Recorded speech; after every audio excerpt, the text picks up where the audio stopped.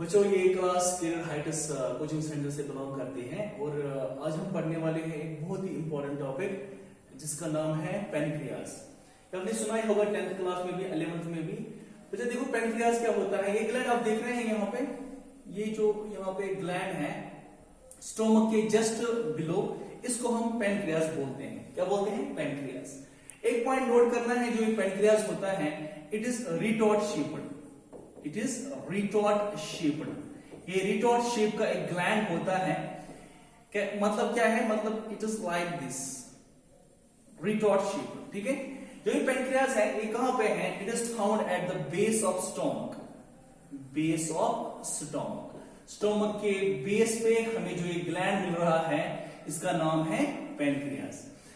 अब देखो बच्चों, जो ये पेनक्रियाज होता है, पेनक्रियाज को हमने डिवाइड किया है 4 पार्ट्स में। है तो ये एक ही ग्लैंड, बट इसको हमने 4 पार्ट्स में डिवाइड किया है। Number first part, this is called the head of pancreas. Head of pancreas. Second part, this is the neck of the pancreas.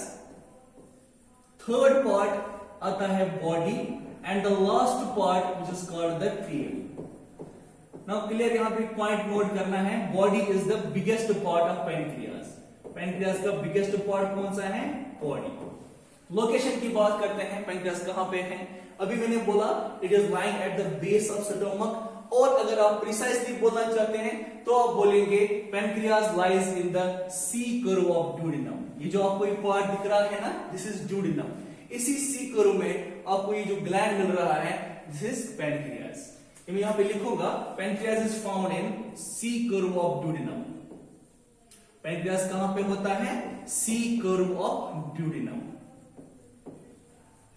Duodenum के सी कर्व में होता है। आप ड्यूडेनम जानते ही होंगे, duodenum is the first part of small intestine. Small intestine का जो first part है उसको हम ड्यूडेनम बोलते हैं।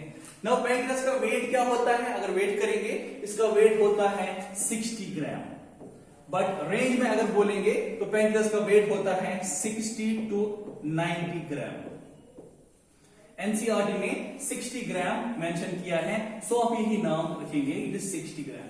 नाउ आगे जाते हैं। आपको पता है जो पेनक्रियाज होता है ये कैसा है? It is leaf shaped. ये ऐसे है, it is flat leaf shaped gland.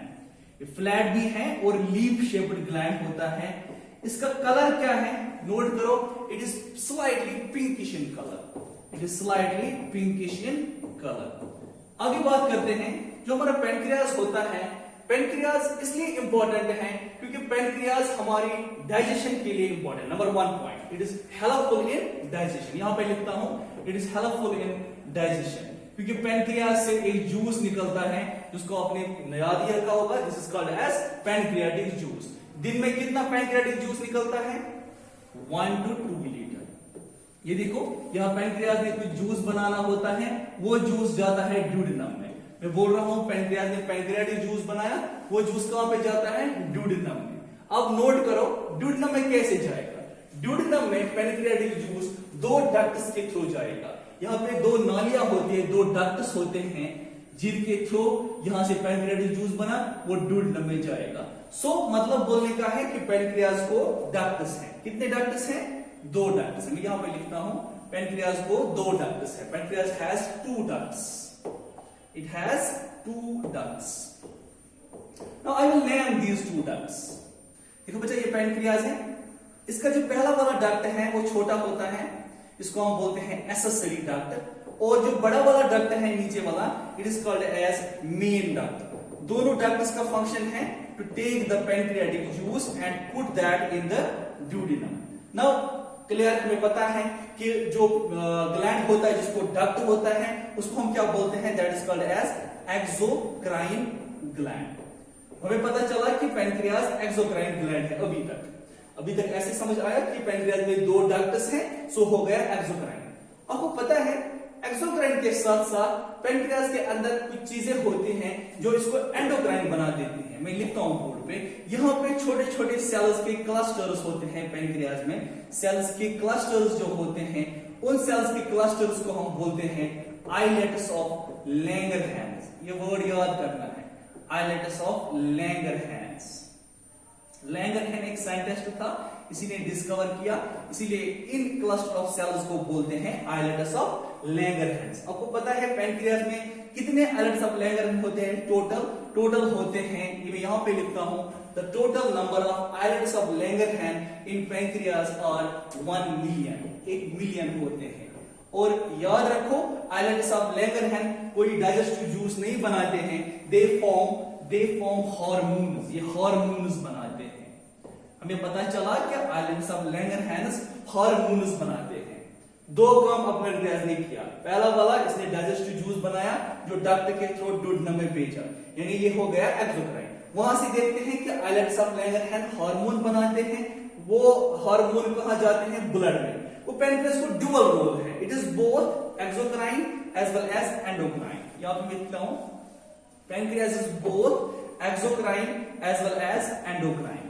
ये एक्सोक्राइन भी है, इन्हें डक्ट है, और ये एंडोक्राइन भी है, यानी ये आइलेट्स ऑफ लैंगरहैंस जो होते हैं वो हार्मोन्स बनाते हैं। सो हो गया कि पैनक्रियाज इज हेटेरोक्राइन, वो ग्लैंड जो दोनों काम करता है, ड्यूअल रोल होता है, यानी एक्सोक्राइन भी है एंडोक्राइन भी है, उसको हम बोलते हैं heterocrine. Pancreas is one of the best example of heterocrine gland. आगे बात करते हैं, अगर हम इस आइलेट ऑफ लैंगरहैंस को गौर से देखेंगे आपको पता चलेगा कि आइलेट ऑफ लैंगरहैंस ये एक ऐसा स्ट्रक्चर है जो खुद मल्टीपल टाइप्स ऑफ सेल्स का बना है, हमें अलग से पढ़ते हैं। आइलेट ऑफ लैंगरहैंस को हम अलग से पढ़ते हैं। बच्चा सब देखो बोर्ड पे, नाउ कंसंट्रेट। मैं एक आइलेट ऑफ लैंगरहैंस यहां पे बनाता हूं, मैं एक आइलेट ऑफ लैंगरहैंस यहां पे बनाता हूं। आपको पता है ये है एक आइलेट ऑफ लैंगरहैंस, इसमें कितने सेल्स होते हैं? मैंने पहले ही बोला islet of Langerhans is a cluster of cells. एक आइलेट ऑफ लैंगरहैंस में तकरीबन 3000 सेल्स होती हैं, 3000 सेल्स। बट ये सेल्स एक ही किस्म के नहीं होते, these cells are of 5 types. ये सेल्स कितने किस्म के हैं? 5 टाइप्स के। मैं उन टाइप्स के नाम लिखूंगा, आप गौर करिएगा। नंबर 1 टाइप जो सबसे बाहरी है, इसको हम बोलते हैं बीटा सेल। और याद रखो बीटा सेल मैक्सिमम होते हैं, सबसे ज्यादा होते हैं, ठीक है। माना जाता है they make about 70% of islet of Langerhans. और कोई किस्म की सेल है, हाँ अंदर वाली है, इसको बोलेंगे अल्फा सेल। ये सिंबल्स नोट करना, बीटा सेल, अल्फा सेल। इसी तरह एक और किस्म की सेल होती है, इसको हम बोलते हैं डेल्टा सेल। एक और किस्म की सेल होती है, मैं यहां पे बनाता हूं, उसका नाम है गामा सेल। इसी तरह बच्चा अगर आप याद रखोगे एक और किस्म की होती है, इसको हम बोलते हैं अल्फा हो गया, बीटा हो गया, डेल्टा हो गया, गामा हो गया, और है एफ सेल। एफ सेल का दूसरा नाम है पीपी सेल। आपने गौर किया कि there are 5 types of cells, इन 5 टाइप्स ऑफ सेल्स से डिफरेंट टाइप्स ऑफ हार्मोन्स भी बनते हैं। हर कोई सेल अपना अपना हार्मोन बनाती है। मैं यहां पे बनाता हूं कौन कौन सा सेल कौन कौन सा हार्मोन प्रोड्यूस करता है, let us take it. Number 1 beta cell पे गौर करो, बीटा सेल पे गौर करो, ये बीटा सेल। बीटा सेल से कौन सा हार्मोन निकलता है जो सबसे इंपॉर्टेंट है? That hormone is called insulin. इसको हम इंसुलिन बोलते हैं। क्या बोलते हैं? इंसुलिन, ठीक है। इसी तरह अल्फा सेल से एक और हार्मोन निकलता है जिसको साइंस ने बोला है glucagon. 2 hormones, insulin from beta cell and alpha cell ने ग्लूकेगॉन प्रोड्यूस किया। इसी तरह डेल्टा सेल भी एक हार्मोन प्रोड्यूस करता है जिसको बोलते हैं सोमैटोस्टैटिन। सोमैटोस्टैटिन, शाबाश। और भी एक है गामा सेल।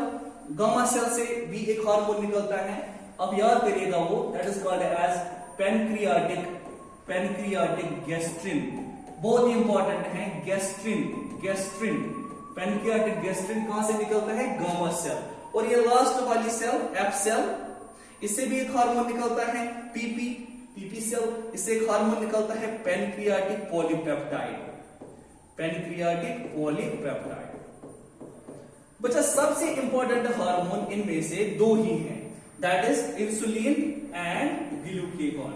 ये इंट्रेंस आपको पूछेगा कि कौन कौन से हार्मोन कहां से निकलते हैं, ठीक है। बीटा सेल, मैं रिपीट करता हूं, आइलेट ऑफ लैंगरहैंस में बीटा सेल से इंसुलिन, अल्फा सेल से ग्लूकेगॉन और डेल्टा सेल से सोमैटोसिटेटिन, एफ सेल यानी पीपी सेल से पैंक्रियाटिक पॉलीपेप्टाइड और जो है ऊपर लिखा मैंने गामा सेल से pancreatic gastrin. Now note one thing, insulin जो है it is a insulin is a peptide hormone. यहां पे लिखता हूं insulin is a peptide hormone. वो क्या मतलब है? पेप्टाइड हार्मोन का क्या मतलब है? इंसुलिन को क्यों बोलते हैं पेप्टाइड हार्मोन? क्योंकि ये बना है अमाइनो एसिड्स का। It is formed of chain of amino acid. एक अमाइनो एसिड दूसरे अमाइनो एसिड के साथ ज्वाइन करता है, तीसरे के साथ ज्वाइन करता है। अब मैं बोलूं इंसुलिन में टोटल 51 अमाइनो एसिड होते हैं। कितने होते हैं? 51 अमाइनो एसिड। बट ये अमाइनो एसिड जो 51 है ये दो चेन्स में अरेंज है। देखो पहला है ए चेन, दूसरा वाला है बी चेन। ए चेन में होता है 30 अमाइनो एसिड्स और बी चेन में होता है 21 अमाइनो एसिड्स। आपको पता है दोनों चेन्स जो हैं ये एक दूसरे के साथ ज्वाइन है with the help of these bonds known as disulphide bonds. याद रखो बच्चा, टोटल होते हैं 3 disulphide bonds in the insulin. मैं रिपीट करता हूं, there are 51 amino acids arranged in two chains, A chain and B chain।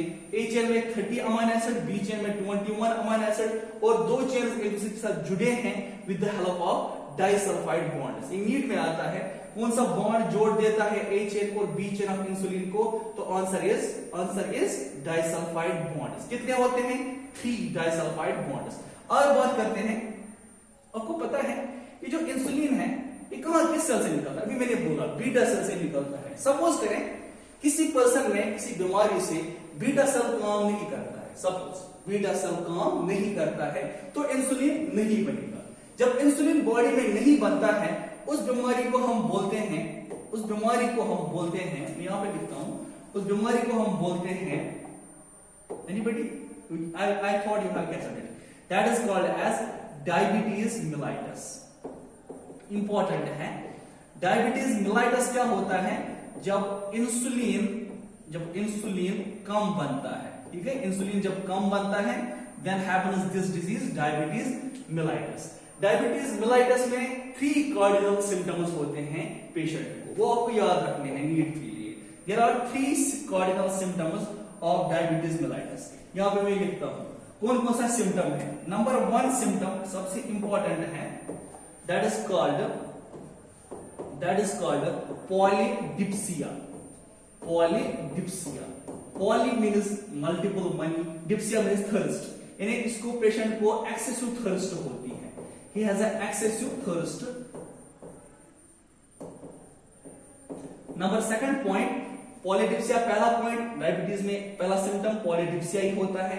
Second symptom is polyphagia. वो क्या मतलब? यानी ये ज्यादा खाता भी है, इसको एक्सेसिव एपेटाइट भी होती है, एक्सेसिव एपेटाइट भी ज्यादा होती है, ठीक है। और the third last symptom is polyuria. ठीक है, पॉलीयूरिया का क्या मतलब है? पॉलीयूरिया का मतलब है एक्सेसिव यूरिन प्रोडक्शन। तीनों बातें याद करो, पॉलीडिप्सिया, पॉलीफेगिया, पॉलीयूरिया, तीनों के तीनों सिम्टम्स हैं डायबिटीज मिलाइटस के। यानी कब डायबिटीज मिलाइटस होता है? जब इंसुलिन बॉडी में कम बनता है। बच्चा अगर आप अच्छे से याद रखोगे तो डायबिटीज के 2 टाइप हैं जो मैंने यहां डिस्क्राइब किया ना, इट इज टाइप 1 डायबिटीज। इसी तरह एक और होता है टाइप 2, वो आगे पढ़ेंगे, बट टाइप 1 मैंने यहां डिस्क्राइब किया जहां पे इंसुलिन कम बनता है।